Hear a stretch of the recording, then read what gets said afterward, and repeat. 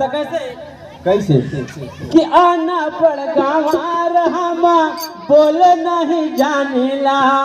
करे ना आवे गुण गान मैया मोर दर्शन दिखावा आना पड़ गंवार हम बोल नहीं जानिला करे ना आना पड़ गंवार हम बोल नहीं जानिला करे ना आवे गुण गान माये मोर दर्शन दिखावा आना पड़ गंवार हम बोल नहीं जानिला करे ना आवे गुण गान माये मोर दर्शन दिखावा हाथा चोरी करिए ना में एक हाथ मार के चंदी के पास कैसे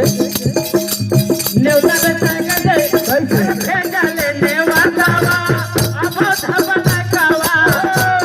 चरण में हाथ देवे माये घरवा में आवा भेजले नेवतावा अब धबन कावा चरण में हाथ देवे माये घरवा में आवा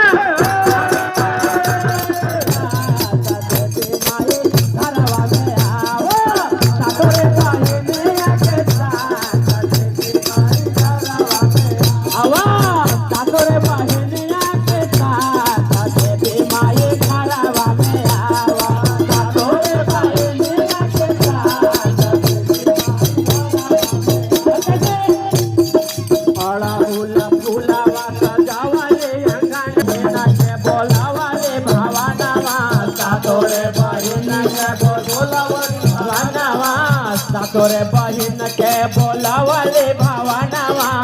तोरे बहिन के बोलावले भवानवा गंगा चलवा के चरण पक